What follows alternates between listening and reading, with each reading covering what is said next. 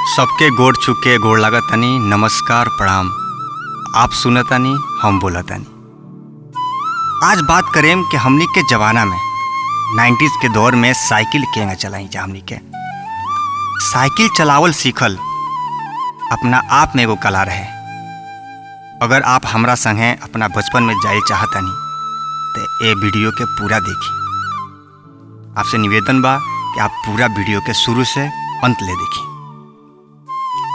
हमनी के जमाना में 3 चरण में साइकिल सीखल जाओ।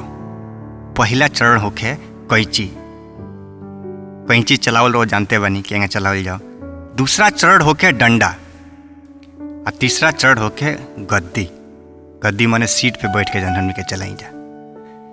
ओकरा बाद ई बुझाए के लइका परिपक्व हो गइल बाटे। मतलब ओ बेरा के इहे हमनी के एगो खिताब रहे कि साइकिल चला लेला सीट पे बैठ के लइका। तब साइकिल के ऊंचाई भी होके साइकिल बढ़न हरकुलस के एटलस के साइकिल होके बढ़न साइकिल होके सन। और में वजनो होके मतलब गिर जाओ तो हमनी के जब छोट रही जा, जब गिर जाओ तो अकेले तो नहीं उठे, केहू दौड़ के आवे तो उठावे तो साइकिल फिर उठ जाए। हमनी के साइकिल का हाइट इतना रहे कि कंधा के बराबर पूरा साइकिल आवे। जब कंधा के बराबर साइकिल होके तो कहाँ से आदमी सीट पे बैठ के साइकिल चला पावे, तो आदमी डूबेबे करे। पहला चरण होके कैंची। तो कैंची उ कला होके जहाँ हमनी के साइकिल के फ्रेम में रो देखले कि त्रिकोणी हैंगा बनल होके ओकरे बीच में घुस के दोनों पैर दोनों पैंडल पे रख के चलावे के पड़े। जब हमनी के साइकिल चलाई जा तो एकदम सीना तान के चलाई जा, केहू लौके तो घंटियों मारी जा। ई देखावे खतरा कि देखो साइकिल हमनी के चला लेनी जा। अपना आप में एगो अलग अनुभूति होके।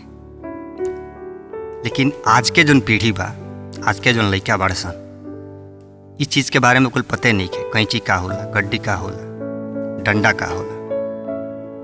ओरा तो हमनी के घुटना छिल जाए, मुंह छिल जाए हमनी के। लेकिन जैसे जैसे तकनीक आ गई, आजकल के 5 साल के 8 साल के लइका साइकिल चलावे लगा ताड़ सन। कहाँ से कुल के देह में धूरा माटी लगी, कहाँ से गोड़ टूटी, कहाँ से मुंह टूटी। कहाँ से आधुनिकीकरण के वजह से साइकिल ऐसा आ गई बा कि ना गोड़ में धूरा लगे के बा, ना वो साइकिल गिरे के बा। हमनी के तो साइकिल से जब गिरी जा तो आगे पीछे देख के देखत नहीं खेनू, हाँ पैंट झाड़ के खड़ा हो जाएंगे। कमाल के बात ये रहे कि ओकरा दर्दो ना होके। गलती से जो कही थी जाके गिर गई बनी जा तो अगला दिन से माई बाबूजी साइकिल ना दी चलावे के। अब तो 2-2 फीट के साइकिल आ गई बड़ा सन। अमीर के लइका उहे साइकिल चलावत सन। ऑनलाइन जाई रौरा या तो कोनो दुकानी पे जाई, तरह तरह के साइकिल आ गई बाटे। पीछे 4 गो पहिया बा, आगे 2 गो पहिया बा। वो लइका आराम से चला सकता, पहले दिन से चला सकता, और ना साइकिल से गिर सकेला। लेकिन आज के लइका, आज के जनरेशन कबू ना समझ सकता कि ओबरा हमनी के जौन कैंची से और गद्दी तक के जौन सफर रहे पूरा जीवन काम आयल। हमनी के वो जीवन के संतुलन हमनी के वही जा से सीखनी जा। हमनी के ई पता चलल कि जीवन में संतुलन कितना जरूरी बाटे। वो एगो जिम्मेदारी रहे हमनी के साइकिल चलावल आवे के चाही। आटा पिसवावे के होके, चाहे फुआ के घरे जाए के होके, चाहे ब्याह शादी में जाए के होके, तो आदमी कैसे जाई, केकरा संगे जाई। चाहे शादी ब्याह में भार पहुँचावे के होके तो आदमी साइकिल सीखले रही तो इस सामान पहुँचा सकता। अब माइयो बाबूजी के लागे कि चलो लइका हम साइकिल चला लेला, तो ओबरा एगो जिम्मेदारी रहे। आजकल के लइकन के जीवन में वो संतुलन नहीं है। काहे से ना ओकरा माटी लागल बा, ना ओके हाथ टूटल बा, ना ओके मुंह पे घाव लागल बा। वो तो 2 फीट के 3 फीट के साइकिल पे चलावत है, जना में आगे 4 गो पहिया बा, पीछे 4 गो पहिया बा। तकनीक आइल निमन बात बा, लेकिन तकनीक के वजह से बचपन धुंधला हो जाए ये ठीक नहीं है। हमनी के बचपन में जौन संतुलन बनैली जा तो पूरा जिंदगी हमनी के काम होता। हमनी के ऊपर जिम्मेदारी लेके चलत नहीं जा कि माई बाबूजी के जिम्मेदारी बाटे, माई बाबूजी के हमनी से आशा बाटे।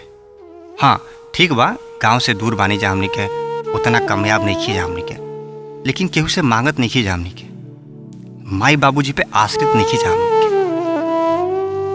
2 रुपया कम लेकिन आदमी कमाता थे, और जौन इच्छा होता थे और अपने पैसा से माई बाबूजी के आदमी पहनावता ओढ़ावता। तो आप सबसे यही निवेदन बा कि आज के लइकन के, आज के जनरेशन के ओके जिए दी, तकनीक से ओके बांधी मत, ओके जीवन जिए दी, ओके माटी लागे दी, ओके धूरा लागे दी देह में। एक बार गिरे दी, गिर के उठे तो दी, ऊ जौन उठी पूरा जिंदगी ना गिरी।